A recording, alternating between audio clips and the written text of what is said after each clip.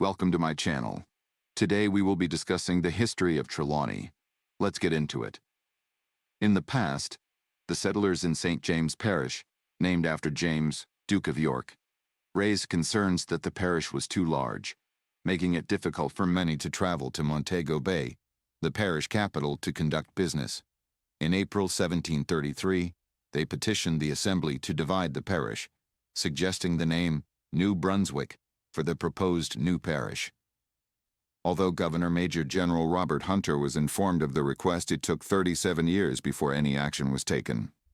The first bill to partition St. James was rejected by the House of Assembly, disappointing its supporters. However, in 1770, another bill was successfully passed, leading to the formation of the new parish of Trelawny. Named after the then governor, Sir William Trelawny, the new parish's chief town was Martha Brae. However, Martha Brae's size and location were deemed unsuitable for the parish capital. Near Martha Brae on the island's north coast, a small seaside village known as Martha Brae Point was renamed Falmouth to honor Sir William Trelawny's birthplace in Cornwall, England. By 1790, Falmouth had become the capital of Trelawny, quickly flourishing as a prosperous hub. The harbor was bustling with ships unloading cargo and loading sugar and rum. Falmouth also became home to prominent planters like John Tharp and Edward Barrett, two of the wealthiest planters in the 18th century. The rich heritage of Falmouth led to a section of the town being declared a protected national heritage site in 1985 under the Jamaica Heritage Trust Act, and in 1996 this section, known as the Falmouth Historic District, was designated a national monument by the government of Jamaica. Agriculture has long been the backbone of Trelawny's economy. Historically, the parish was known for having the most sugar estates and factories in Jamaica, with as many as 100 estates and over 40 sugar factories at one point.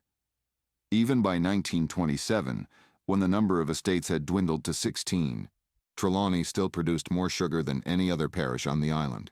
However, in the early 1900s, a decline in sugar prices on the world market led to the downturn of Trelawny's sugar industry, with banana cultivation taking over as the primary agricultural enterprise.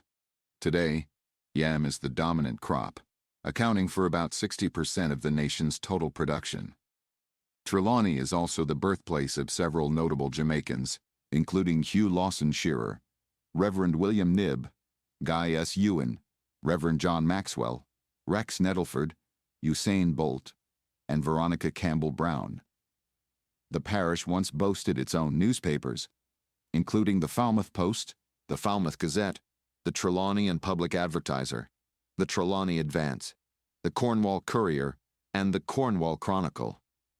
Trelawny is home to several historic sites, including Fort Balcarres. Built in 1811 with a garrison to defend the harbor, this fort is now the site of Falmouth Primary School. William Knibb Baptist Church. Originally constructed in 1844, the church was destroyed by fire in 1944 and rebuilt in 1948. It is named after Reverend William Knibb, who was born in Kettering, Northamptonshire, and is buried in the churchyard. The Dome. Constructed in 1801, this iron foundry at the corner of Tharp Street and Upper Harbor Street was essential for repairing sugar estate machinery during the height of the sugar industry. Falmouth Parish Church.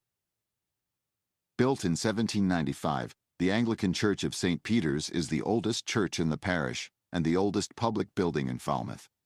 The land for the church was donated by Edward Barrett, who sold part of his estate for the construction of the township. In 1842, the church was enlarged with a western extension. Falmouth Courthouse.